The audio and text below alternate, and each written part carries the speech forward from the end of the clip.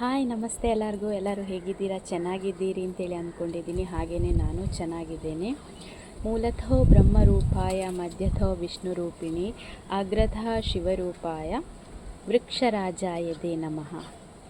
ಭಗವದ್ಗೀತೆಯಲ್ಲಿ ಶ್ರೀಕೃಷ್ಣ ಹೇಳಿರುವಂತೆ ವೃಕ್ಷಗಳಲ್ಲಿ ಅತಿ ಶ್ರೇಷ್ಠವಾದ ವೃಕ್ಷ ಅಂತೇಳಿ ಹೇಳಿದರೆ ಅದು ಅರಳಿ ವೃಕ್ಷ ಅಥವಾ ಅಶ್ವತ್ಥ ಮರ ಅಂತೇಳಿ ಏನು ಕರಿತೀವಿ ಆ ವೃಕ್ಷ.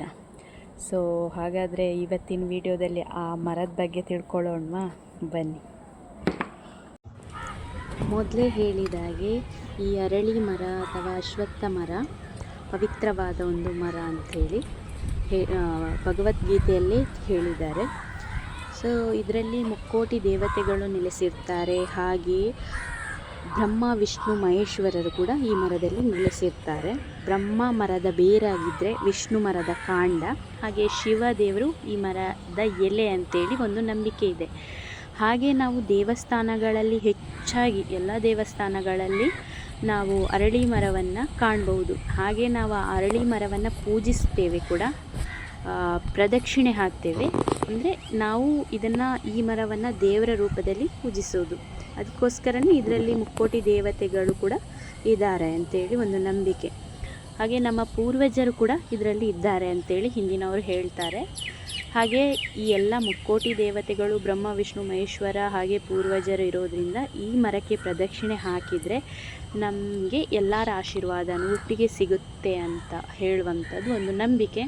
ಅದನ್ನು ಹಿಂದೆ ಹಾಗೆ ಇವಾಗಲೂ ಹಾಗೆ ಮಾಡ್ತಾ ಬರ್ತಾ ಇದ್ದೀವಿ. ಸೊ ಆರೋಗ್ಯದ ದೃಷ್ಟಿಯಿಂದ ನೋಡುವುದಾದರೆ ಇದು ಹೆಚ್ಚಿನ ಪ್ರಮಾಣದಲ್ಲಿ ಆಮ್ಲಜನಕವನ್ನು ಬಿಡುಗಡೆ ಮಾಡ್ತದೆ. ನಮಗೆ ದಿನನಿತ್ಯ ಉಸಿರಾಡಲಿಕ್ಕೆ ಬೇಕಾದಂಥ ಆಮ್ಲಜನಕವನ್ನು ಇದು ಹೆಚ್ಚಿನ ಪ್ರಮಾಣದಲ್ಲಿ ಬಿಡುಗಡೆ ಮಾಡ್ತದೆ. ಹಾಗೆ ಇದರ ಎಲೆಯಿಂದ ಕಷಾಯವನ್ನು ಮಾಡಿ ಕುಡಿಯೋದ್ರಿಂದ ಅಸ್ತಮ ಮತ್ತು ಉಸಿರಾಟದ ಸಮಸ್ಯೆ ಇರುವವರು ಇದನ್ನು ಕುಡಿದ್ರೆ ಆರೋಗ್ಯದಲ್ಲಿ ಸ್ವಲ್ಪ ಸುಧಾರಣೆ ಆಗ್ತದೆ. ಹಾಗೆಯೇ ಇದರ ತೊಗಟೆ ಅಂದರೆ ರೆಂಬೆ, ಗೆಲ್ಲು ಅಂತೇಳಿ ಏನು ಹೇಳ್ತೇವೆ, ಅದನ್ನು ಒಣಗಿಸಿ ಪುಡಿ ಮಾಡಿ ಕುಡಿಯೋದ್ರಿಂದ ಕೂಡ ಅದೇ ಅಸ್ತಮ ಮತ್ತು ಉಸಿರಾಟದ ಸಮಸ್ಯೆ ಸ್ವಲ್ಪ ಪರಿಹಾರ ಸಿಗ್ತದೆ. ಹಾಗೆಯೇ ನಮ್ಮ ಚರ್ಮದಲ್ಲಿ ಏನಾದರೂ ಸಮಸ್ಯೆ ಇದ್ದರೆ ಅದರ ಪುಡಿ ಮಾಡಿ ಚರ್ಮಕ್ಕೆ ಹಚ್ಚೋದ್ರಿಂದ ಅದನ್ನು ಕೂಡ ಗುಣಪಡಿಸ್ಬೋದು. ಹಾಗೆಯೇ ಇನ್ನೊಂದು ವಿಚಾರ ಏನು ಅಂತೇಳಿ ಹೇಳಿದರೆ, ಇವಾಗ ಶನಿ ಗ್ರಹಚಾರ ಅಂತೇಳಿ ಏನು ಹೇಳ್ತೀವಿ, ಶನಿ ಗ್ರಹಚಾರ ಇದ್ದರೆ ಕೂಡ ಈ ಮರಕ್ಕೆ ಶನಿವಾರ ನಾವು ಪೂಜೆ ಮಾಡಿ ಪ್ರದಕ್ಷಿಣೆ ಹಾಕೋದ್ರಿಂದ ನಮ್ಮ ಗ್ರಹಚಾರನ ಕೂಡ ಸ್ವಲ್ಪ ಪ್ರಮಾಣದಲ್ಲಿ ಕಡಿಮೆ ಮಾಡಬಹುದು. ಹಾಗೆಯೇ ನಾನು ನಿಮಗೆ ಇಲ್ಲಿ ಮರನ ತೋರಿಸ್ತಾ ಇಲ್ಲ, ಅದರ ಬದಲು ನನಗೆ ಇವತ್ತು ಕಣ್ಣಿಗೆ ಕಾಣಿಸಿದ್ದು ಅದರ ಗಿಡ. ಆ ಗಿಡ ಹೇಗಿದೆ ಅಂತೇಳಿ, ಅದೇ ನೆಕ್ಸ್ಟ್ ದೊಡ್ಡದಾಗಿ ಮರ ಆಗ್ತದೆ, ಅದು ಹೇಗಿದೆ ಅಂತೇಳಿ ನಿಮಗೆ ತೋರಿಸ್ತಾ ಇದ್ದೀನಿ. ಒಟ್ಟಾರೆಯಾಗಿ ಹೇಳೋದಂತೇಳಿ ಹೇಳಿದರೆ ಇದೊಂದು ಪವಿತ್ರವಾದ ಮರ.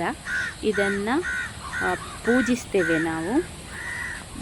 ನಿಮಗೆ ಕೂಡ ಇದರ ಬಗ್ಗೆ ಏನಾದರೂ ಗೊತ್ತಿದ್ದರೆ, ಏನಾದರೂ ತಿಳಿದಿದ್ರೆ ನನಗೆ ಕಮೆಂಟಲ್ಲಿ ಕಮೆಂಟ್ ಮಾಡಿ, ಆಯಿತಾ? ಇನ್ನು ಪ್ರದಕ್ಷಿಣೆ ಹಾಕುವವರು ಕೂಡ 3 ಸುತ್ತು 5 ಸುತ್ತು ಹಾಗೆ 7 9 ಹೀಗೆ ಪ್ರದಕ್ಷಿಣೆ ಹಾಕ್ತಾರೆ. ಹೆಚ್ಚಿನ ಕಡೆಗಳಲ್ಲಿ ಹೆಂಗಸರು ಪ್ರದಕ್ಷಿಣೆ ಹಾಕುವುದನ್ನು ನೋಡಿದ್ದೀವಿ. ಹಾಗಂತೇಳಿ ಗಂಡಸರು ಪ್ರದಕ್ಷಿಣೆ ಹಾಕಬಾರ್ದು ಅಂತೇನಿಲ್ಲ, ಗಂಡಸರು ಕೂಡ ಪ್ರದಕ್ಷಿಣೆ ಹಾಕ್ಬೋದು, ಆಯಿತಾ? ಹಾಗೆಯೇ ಇನ್ನೊಂದು ವಿಚಾರ, ನಿಮಗೇನಾದರೂ ಮನಸ್ಸು ತುಂಬ ಅಪ್ಸೆಟ್ ಆಗಿದ್ದರೆ ಅಥವಾ ಮನಸ್ಸಿಗೆ ತುಂಬ ಬೇಜಾರಾಗಿದ್ದರೆ ನೀವು ಬೆಳಿಗ್ಗೆ ಎದ್ದು ಸ್ನಾನ ಮಾಡಿ ದೇವಸ್ಥಾನದ ಹತ್ತಿರ ಈ ಮರ ಇರ್ತದೆ, ಅಲ್ಲಿಗೆ ಹೋಗಿ ಈ ಮರಕ್ಕೆ ಪೂಜೆ ಮಾಡಿ ಪ್ರದಕ್ಷಿಣೆ ಹಾಕಿಬಿಟ್ಟು ನಿಮ್ಮ ಬೇಜಾರನ್ನ ಎಲ್ಲ ಅಲ್ಲಿ ಹೇಳ್ಕೊಳ್ಳಿ. ನಿಮ್ಮ ಮನಸ್ಸಿಗೆ ಏನು ಅಪ್ಸೆಟ್ ಆಗಿದೆ ಆ ಮರದ ಹತ್ರ ಎಲ್ಲ ಹೇಳ್ಕೊಳ್ಳಿ. ನಿಮ್ಮ ಮನಸ್ಸಿಗೆ ನೆಮ್ಮದಿ ಸಿಗ್ತದೆ. ಬೇಕಿದ್ದರೆ ಇದನ್ನು ಟ್ರೈ ಮಾಡಿ ನೋಡಿ, ಆಯಿತಾ? ಆಮೇಲೆ ನನಗೆ ಹೇಳಿ. ಅರಳಿ ಮರ ಅಥವಾ ಅಶ್ವತ್ಥ ಮರದ ಬಗ್ಗೆ ತಿಳ್ಕೊಂಡ್ರಲ್ವ? ಹಾಗೆಯೇ ನನ್ನ ವಿಡಿಯೋ ನಿಮಗಿಷ್ಟ ಆಗಿದ್ದರೆ ಲೈಕ್ ಮಾಡಿ, ಶೇರ್ ಮಾಡಿ, ಸಬ್ಸ್ಕ್ರೈಬ್ ಮಾಡಿ. ಹಾಗೆಯೇ ನೆಕ್ಸ್ಟ್ ವಿಡಿಯೋದಲ್ಲಿ ಸಿಗೋಣ. ಅಲ್ಲಿವರೆಗೂ ಬಾಯ್ ಬಾಯ್.